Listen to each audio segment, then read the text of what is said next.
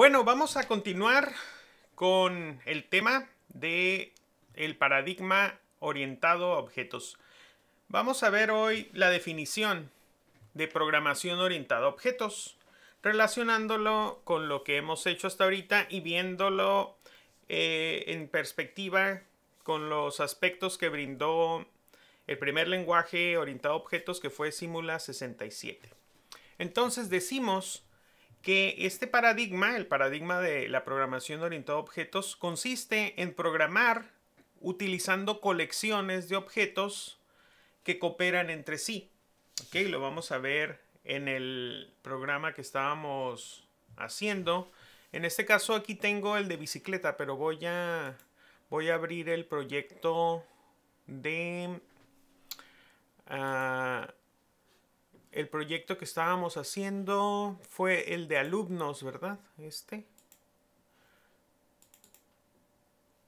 Para recordar esta idea.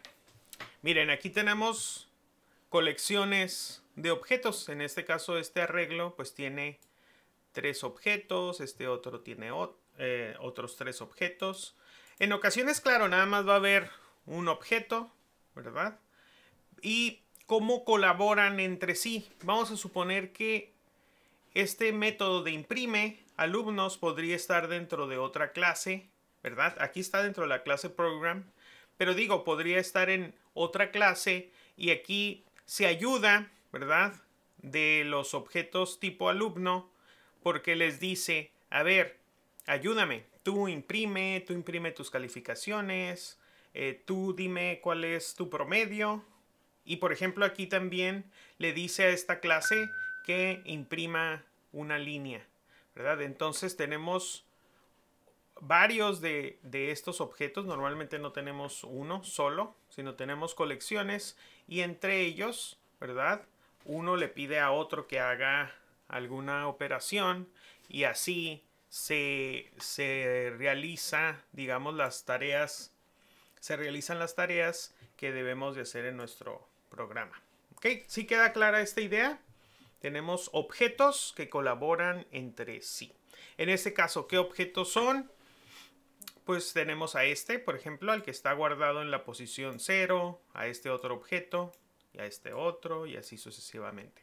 Recordemos que los objetos tienen estado, es decir, este objeto, por ejemplo, ya tiene su nombre, que es Ana. Este otro objeto también tiene un nombre, o sea, tiene el mismo atributo, pero como valor tiene Tom y este Zoe.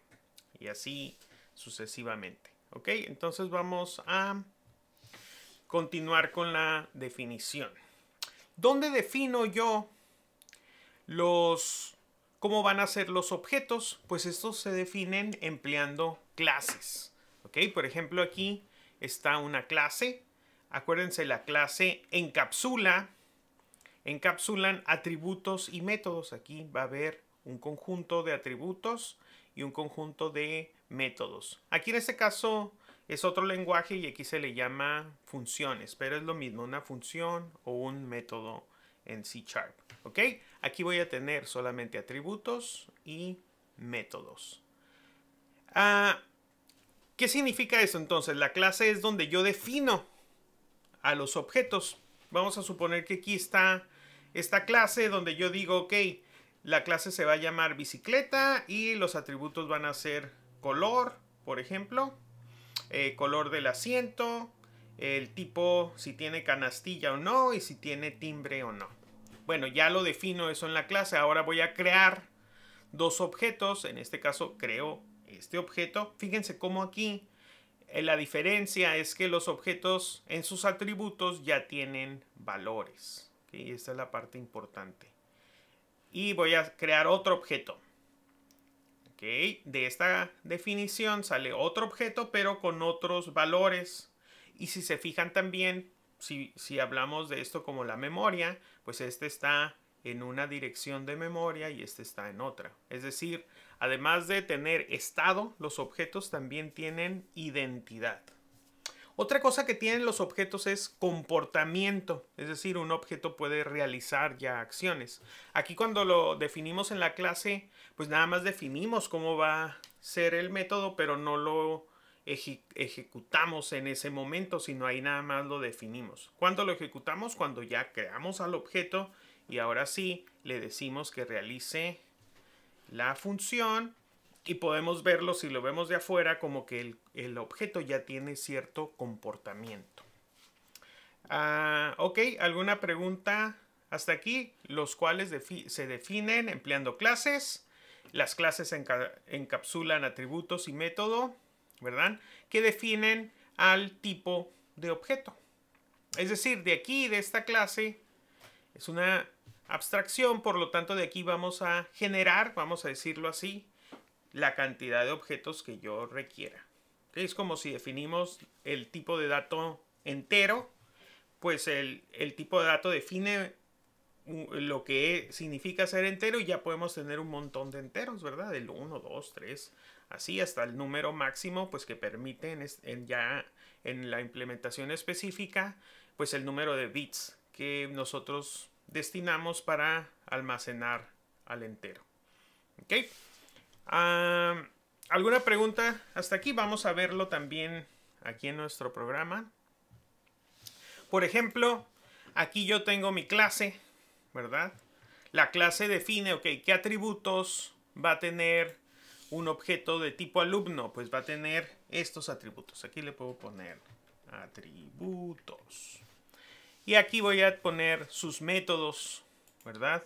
Ok, un alumno, ya cuando exista, va a poderse imprimir, va a poder imprimir sus calificaciones, va a poder imprimir o regresar su promedio, pero todavía yo no sé qué promedio, ni qué calificaciones, ni qué nombre, ni qué número de control, porque estoy definiendo algo de manera general.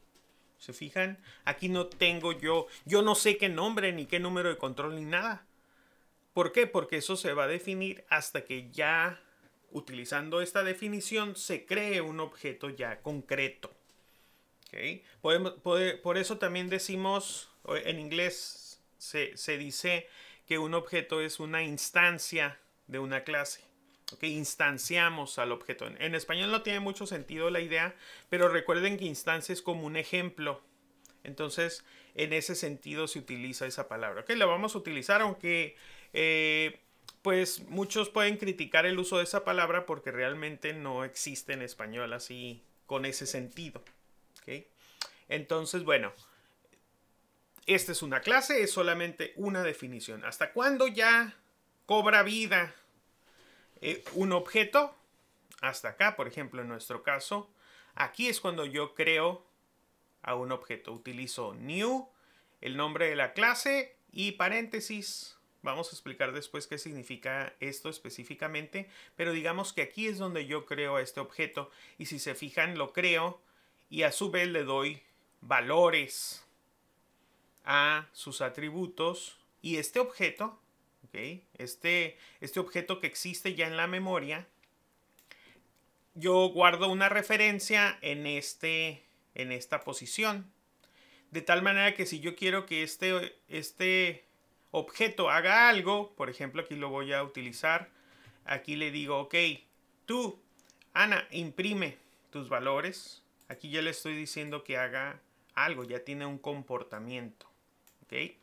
Pero si yo le digo que haga lo mismo, por ejemplo, al segundo objeto, a este de Tom, pues él va a imprimir datos distintos. Por ejemplo, aquí le voy a decir más bien a Tom que haga el imprime y el imprime cals. ¿Okay? Son diferentes objetos, por lo tanto, cada objeto, como tiene diferentes valores, pues va a comportarse de una manera distinta. ¿Okay? Voy a ejecutar el programa. Y vemos como aquí, pues, se imprimió los datos de Ana.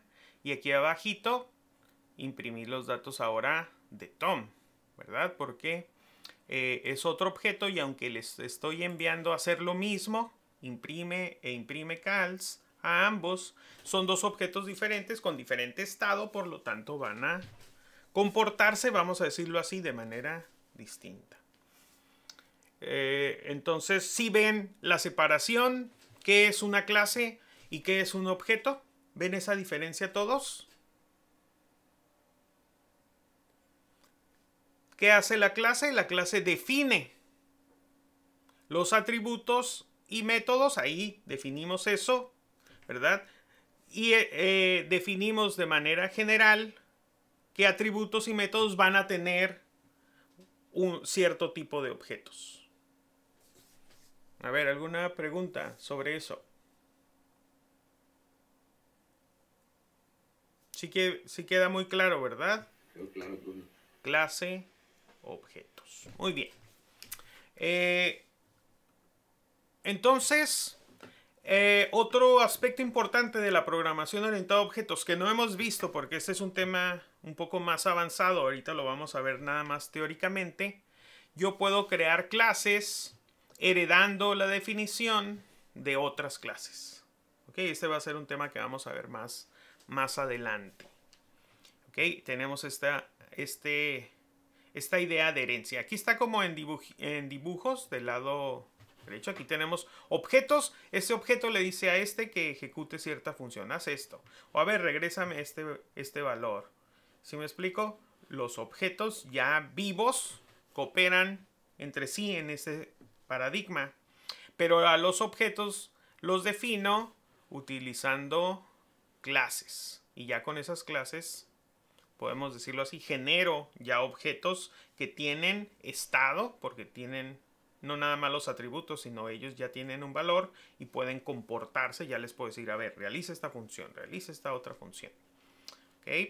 Y tienen identidad, porque cada uno de ellos, aunque pudieran tener incluso los mismos valores, este está en una localidad de memoria y este está en otra. Entonces son distintos estos dos objetos, aunque provienen de la misma clase. Ahora yo puedo crear nuevas clases heredando los atributos y las funciones de otra clase. ¿Okay? Esto me va a permitir realizar una jerarquía de tipo D, se le llama esta jerarquía. Por ejemplo, aquí voy a tener una clase que me va a representar a las bicicletas de manera general, ¿verdad? Aquí van a estar aquellos atributos que tengan todas las bicicletas. Por ejemplo, todas las bicicletas, independientemente del tipo que sean, tienen color, ¿verdad? Entonces yo aquí podría poner el atributo color, pensando que aunque yo después tenga tipos más específicos, todas van a compartir estos atributos. ¿Ok? Por ejemplo, no todas las bicicletas son de cambios. Aquí, si se fijan estas, las BMX no tienen cambios. Están así, pues sin cambios. También hay otras bicicletas que se utilizan de esta manera, fixies o algo así se llaman, que no son BMX, pero también incluso podrían ser de ruta, pero no tienen cambios. Entonces, no puedo poner aquí el atributo cambios o número de cambios, porque es un atributo que no van a tener todas las bicicletas. Sin embargo, cuando yo ya esté en este nivel específico, aquí sí podría ponerle cambios a estas, pero a esta no. ¿Okay? No le voy a agregar ese atributo porque estas bicicletas no tienen cambios. Por ejemplo, también hay diferentes tipos de frenos. Todas tienen freno, pero hay unas, por ejemplo, todas estas que tienen el freno en el manubrio, y hay otras, las más clásicas, que el freno lo tienen simplemente dándole hacia atrás a los pedales. No sé si recuerdan. Pero por ejemplo hay unas que tienen carga, donde ya van a tener a lo mejor una capacidad de carga, incluso tienen más llantas, o las que son desarmables, tándem, esta tienen incluso 2 asientos y así sucesivamente, ¿ok? Entonces podemos tener esta clase, pero de esta clase voy a crear estas dos. Fíjense cómo estas dos siguen siendo muy generales, las de paseo y las de competencia.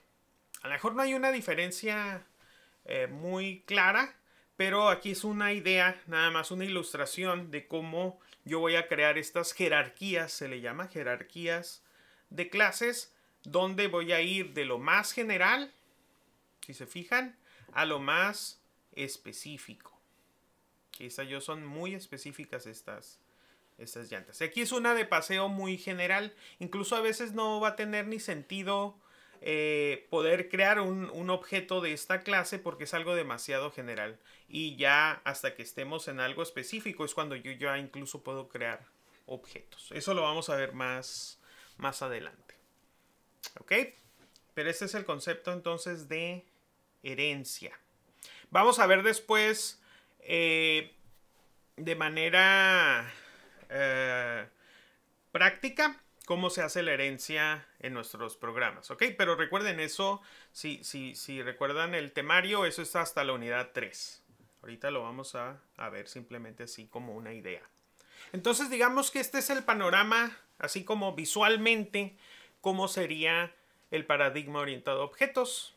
Ya desde Simula 67, o sea, este modelo ya tiene sus años. Si se fijan, tenemos objetos, colecciones, por eso son 3, y estos interactúan entre sí y resuelven los problemas, ¿verdad?, que queremos resolver en nuestros programas. O sea, descompongo las tareas, pero anteriormente lo hacíamos, lo descomponíamos en diferentes funciones nada más. Ahora, ¿qué vamos a utilizar para descomponer nuestros problemas? Pues tipos de objetos, ¿verdad? Y esos objetos ya van a interactuar entre ellos y van a realizar las tareas que queremos. Sin embargo, antes de poder realizar mi programa, o sea, antes de que funcione, tengo que definir a los objetos, a todos estos, dependiendo, ¿no? Si estos vamos a suponer que son de 3 tipos diferentes o no sé cuántos sean, primero tengo que definirlos utilizando clases. Es decir, primero voy a programar las clases. Ahí voy a especificar cómo van a ser mis objetos. Ya que hago las clases, ahora sí, entro como otra fase donde ya programo cómo van a interactuar los objetos. Si se fijan, eso hicimos acá. Antes de yo venir aquí al main y ya decir, ok, crea estos objetos, imprime calificaciones. Esta es una etapa de la programación, si se fijan aquí. Cuando yo ya voy a utilizar a los objetos para que resuelvan los problemas. Pero antes tuve que haber pensado, ¿verdad? Ok, tengo que pensar cómo van a ser las clases. Entonces empiezo en esta parte haciendo clases. Ok, aquí hice una, pero un programa orientado a objetos puede tener cientos de clases. Ok, hacemos todas las clases y ya que estamos en ese nivel, ahora sí entro a otra fase donde ya voy a hacer que mis objetos que ya definí en esas clases, pues interactúen entre sí y resuelvan problemas. ¿Ok? Una ventaja, algo importante, es que también va a haber bibliotecas de clases, donde yo ya voy a poder, en lugar de yo ponerme a programar la clase, ya va a estar ahí la clase. Por ejemplo, alguien decía, ¿cómo hacemos para crear un número aleatorio? Me acuerdo, ¿verdad? Pues a lo mejor, fíjense, si nosotros no tuviéramos una biblioteca con muchas clases, tendríamos nosotros que hacer la clase random, por ejemplo. ¿Ok? Pero lo bueno es que ya hay bibliotecas que tienen un montón de clases ya hechas y nosotros simplemente lo que hacemos es creamos objetos de esa clase y después los utilizamos, igual que aquí. Por ejemplo, vamos a suponer que yo quiero aquí tener un número aleatorio. En vez de imprimir el promedio, voy a imprimir algo aleatorio. Es más, voy a descomponer aquí mi programa nada más para ver eso. Entonces, bueno, vamos a ver si hay una clase random. Ok, ahí está, random. Esa es una clase. Y la clase, pues vamos a crear un objeto aquí como nos recomiendan incluso, que se llame random. Igual a, acuérdense, aquí esta es una referencia a un objeto de esta clase y ahí está, miren, la documentación. Representa un generador de números pseudo aleatorios, ¿verdad? La cual es un algoritmo que produce una secuencia de números que cumplen con cierto requerimiento estadístico de aleatoriedad. Es decir, podría yo tener un número aleatorio que me generara números aleatorios pero con cierta distribución, ¿verdad?, de probabilidad. Normalmente podemos elegir algo uniforme, es decir, que todos los valores tienen la misma probabilidad de que salgan, o podríamos hacer algunas distribuciones, por ejemplo, una gaussiana o una distribución normal, se podría utilizar. Aquí pues voy a crear ese objeto random, simplemente le pongo new random y vamos a ver eso. Después hay varias maneras de crear a nuestros objetos.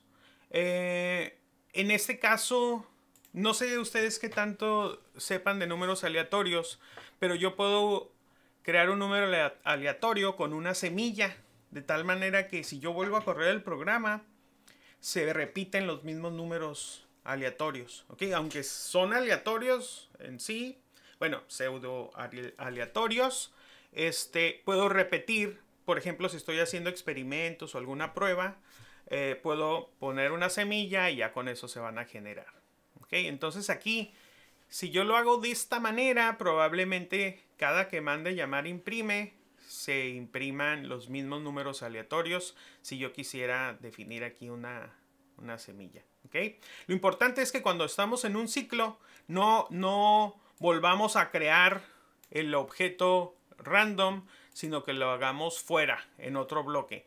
Porque si se está creando, se pueden repetir los números, porque cuando se crea este número, imagínense que se le asigna una semilla, y si esto es un ciclo muy rápido, pues se le va a asignar la misma y va a generar los mismos números. Entonces, aquí estoy creando un objeto. Esta clase ya no la tuve que hacer.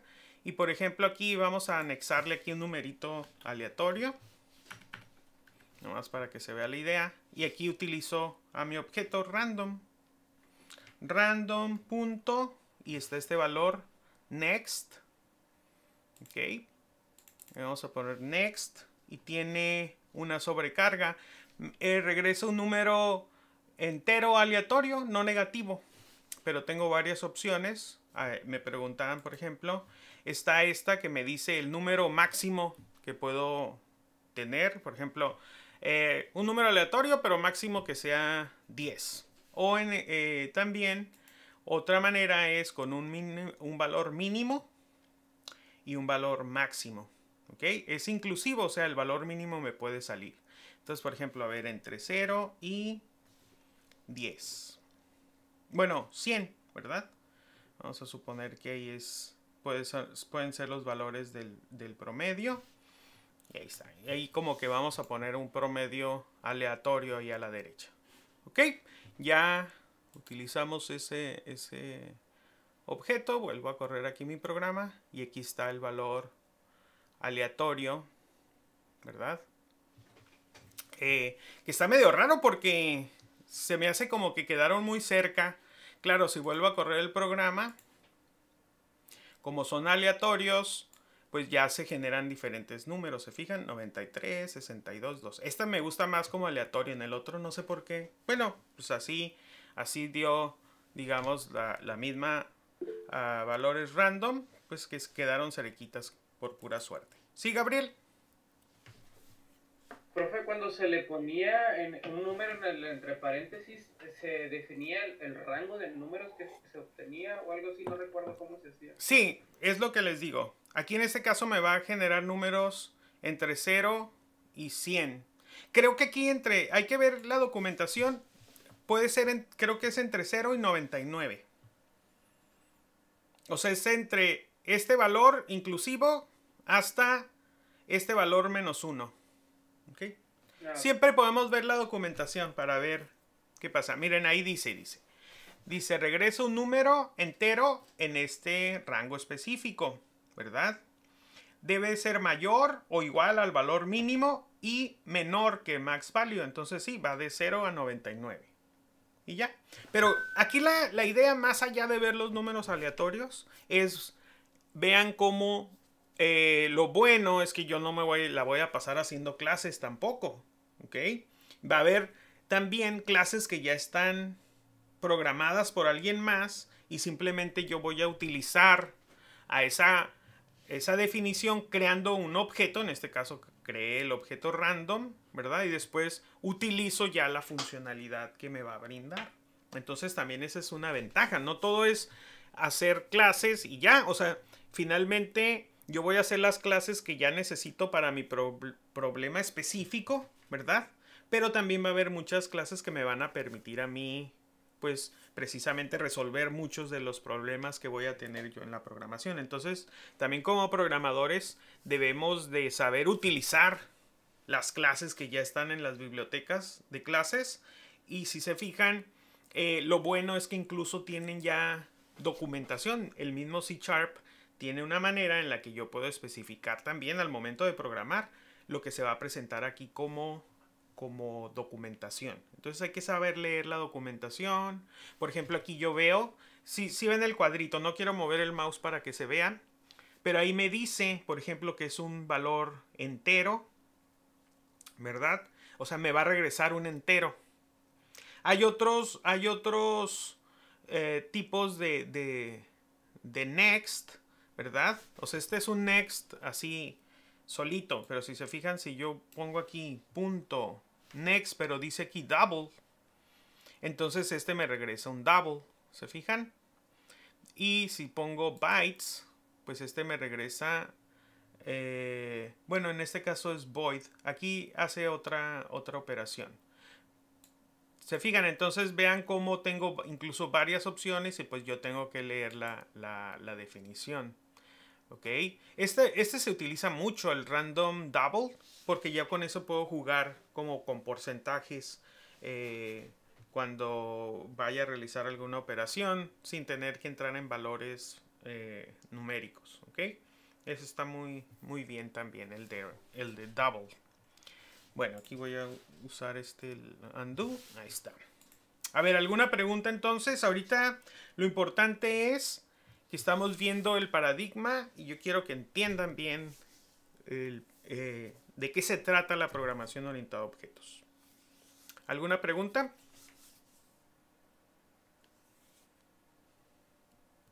¿No? Ok. Bueno, vamos a continuar.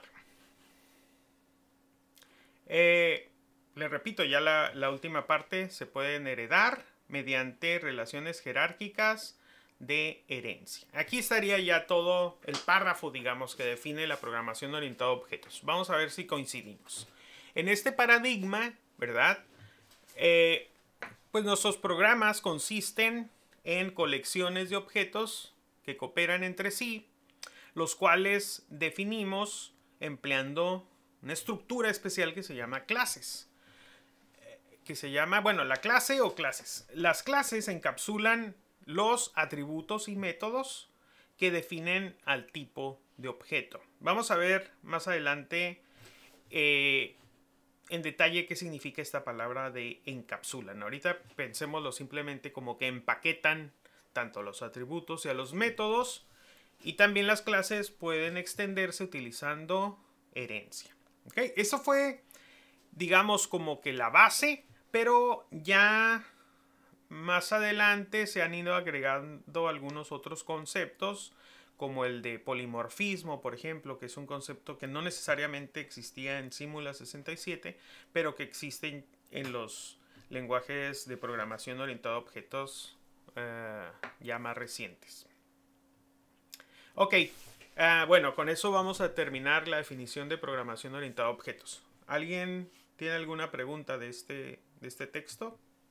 Debe quedar súper claro para todos.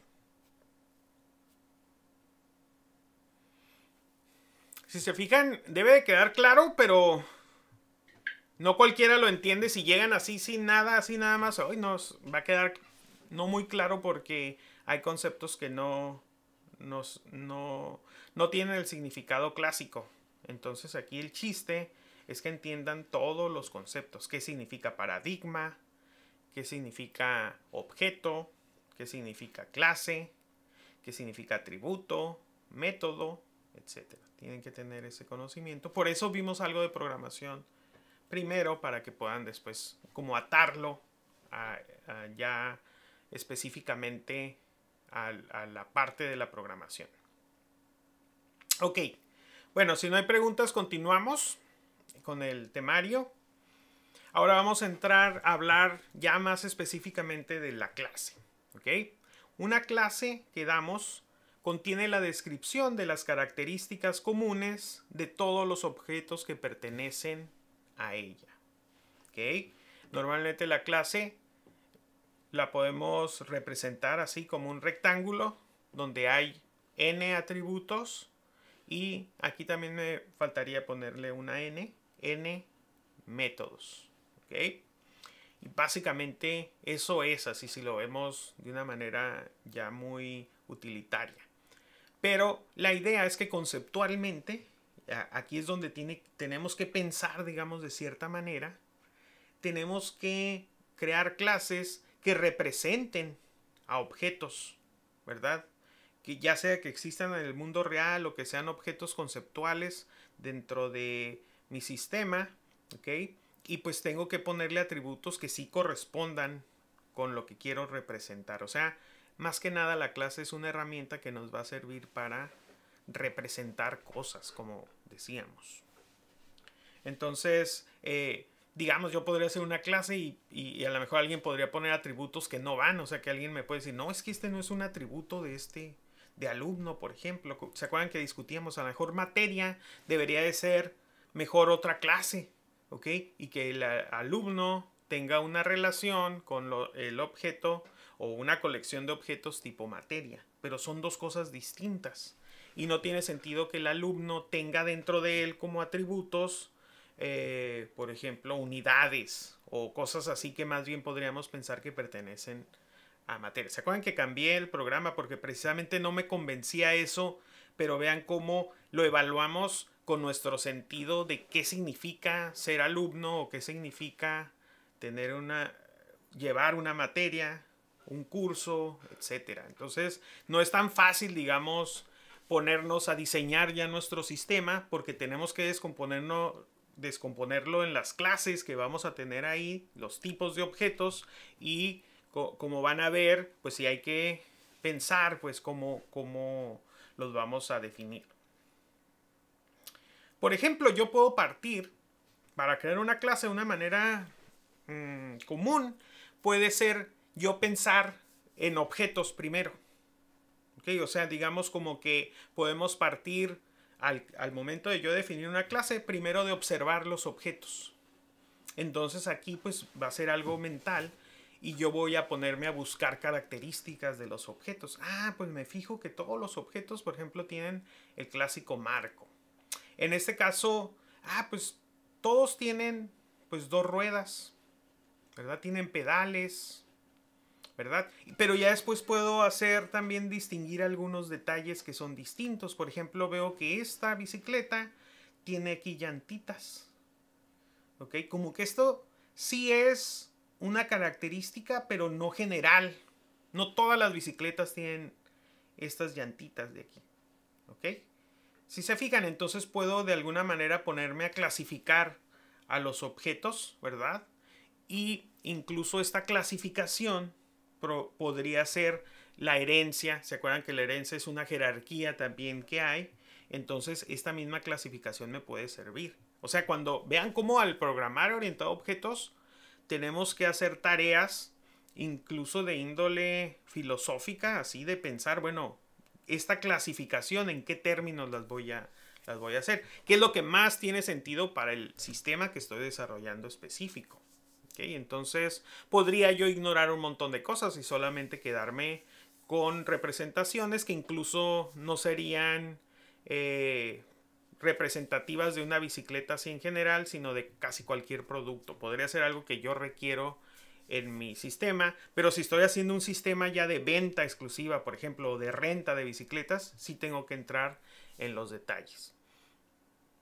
Ok, entonces, bueno, ya una vez que yo hago esta tarea mental de ver qué objetos va a haber, ya podría crear la clase. Y yo pienso, bueno, todos tienen color.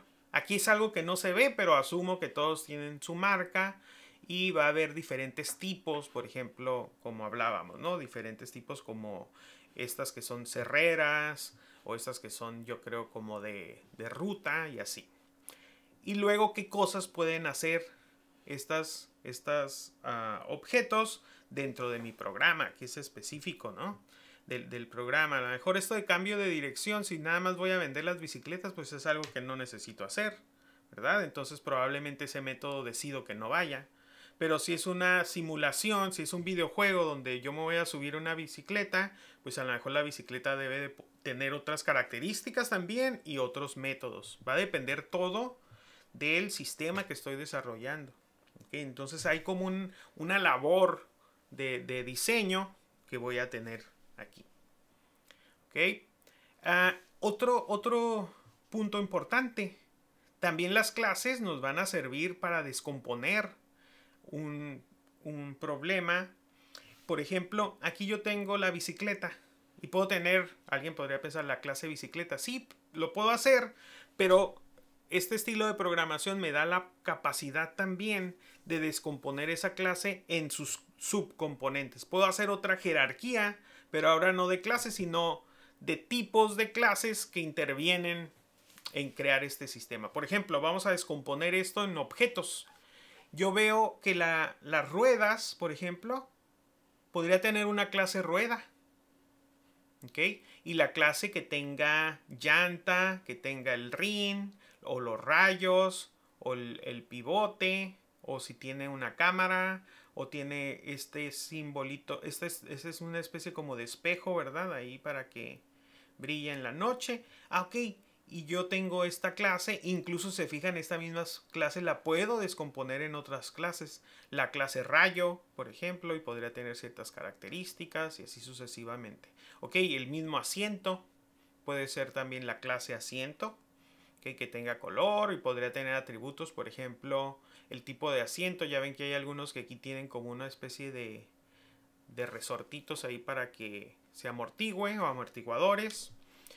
Frenos, timbre, canastilla, y puedo hacer diferentes clases y cada una con sus atributos. ¿Okay? Entonces esa es otra tarea también que hay que realizar. Es necesario para la clase que yo voy a utilizar en mi programa descomponerla en este nivel de detalle. Probablemente no, o probablemente sí sea necesario. ¿Por qué? Porque yo puedo reutilizar, puedo crear objetos tipo bicicleta, pero con diferentes tipos de asientos. ¿Okay? Entonces ahí hago la clase. ¿Se acuerdan que estábamos ahorita cuando programábamos, quedamos que cuando estábamos haciendo la bicicleta, yo les decía que el color podría ser una clase? ¿Okay? Y podría tener sus características. Por ejemplo, ya ven que un color se puede representar con valores de rojo, verde y azul, o de magenta, cian, etcétera. Puedo descomponerlo y yo ver la clase color. Y también, por ejemplo, incluso la clase marca, podría yo crear una clase. Dependiendo del problema, puede ser perfectamente correcto ponerlo simplemente como un string, o no, o necesito yo realmente crear una clase que tenga ciertas características. Entonces, esta clase puede componerse de otras clases. ¿Ok? Por ejemplo, aquí en nuestro programa de alumno, por ejemplo, las calificaciones podría ser un arreglo. En lugar de int, yo podría crear aquí mi clase calificación.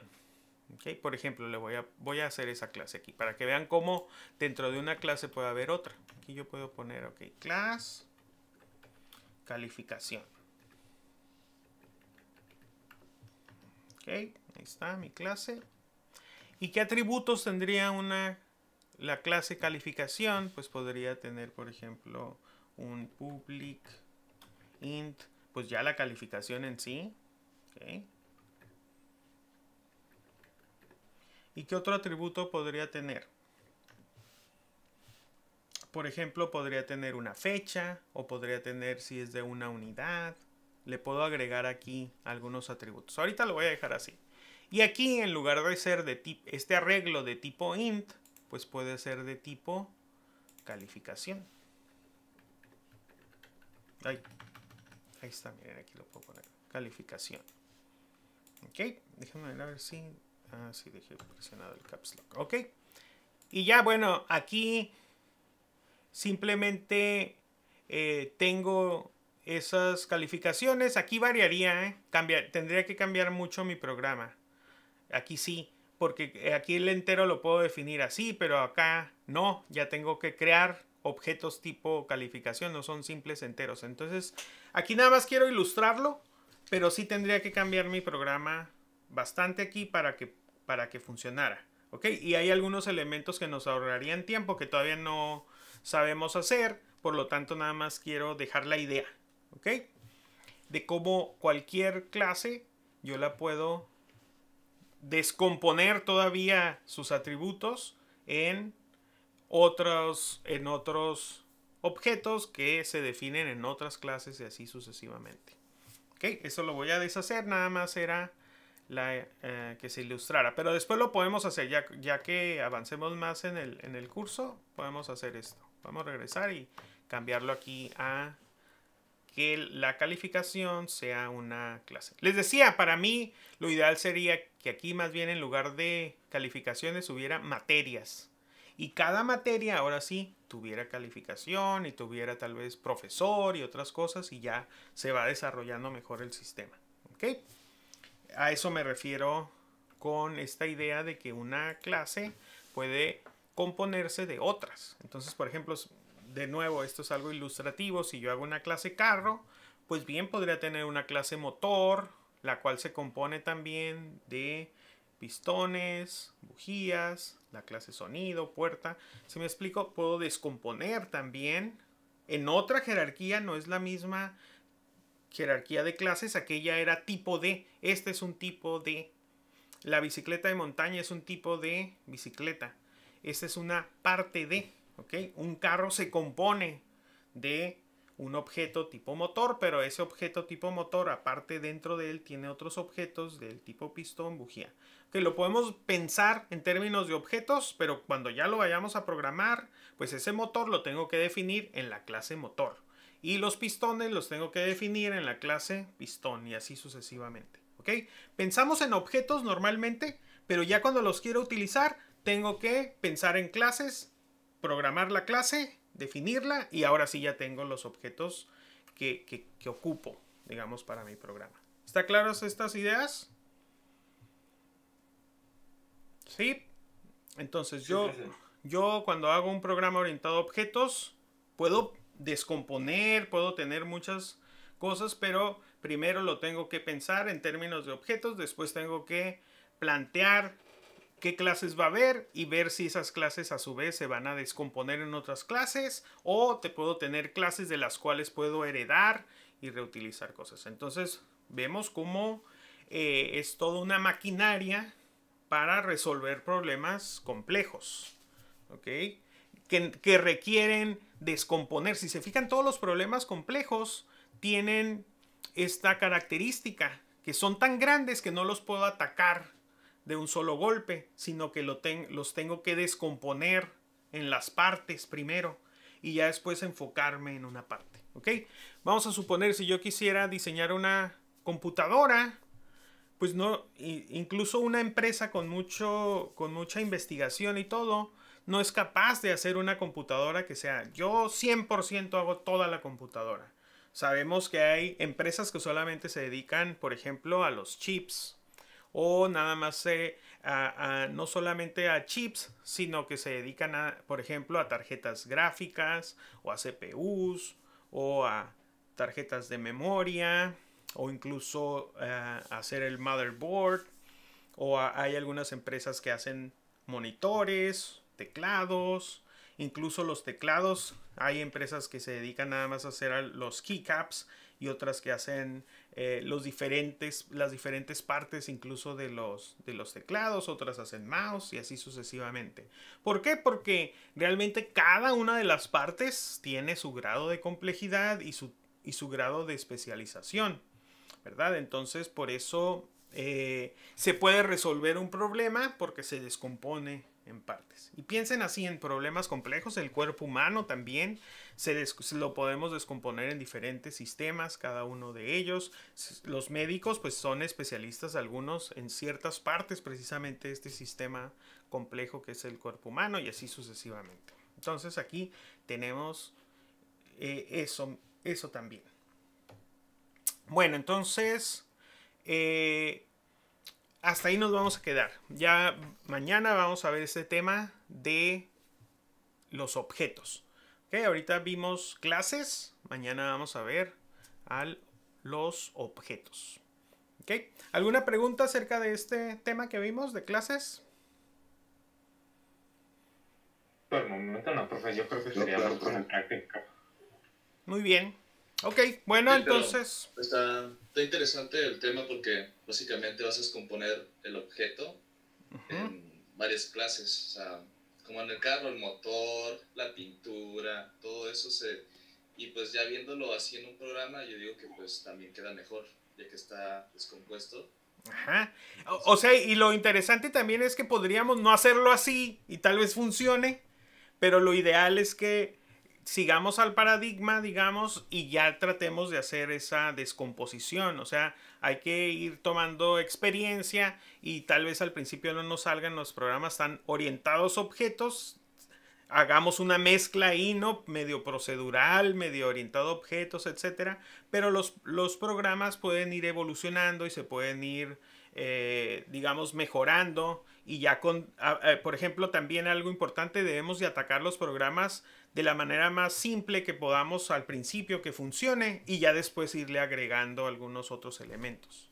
¿Okay? Entonces digamos que no se hace de un solo golpe todo tampoco, sino se pueden ir haciendo diferentes componentes y ya después se puede ir afinando todo dependiendo de las necesidades que tengamos. Porque eso también puede pasar, que al principio yo quiero hacer un programa orientado a objetos y pues ya vi que puedo hacer herencia, ya vi que puedo hacer descomponer y me la puedo pasar haciendo todo eso y nunca termino.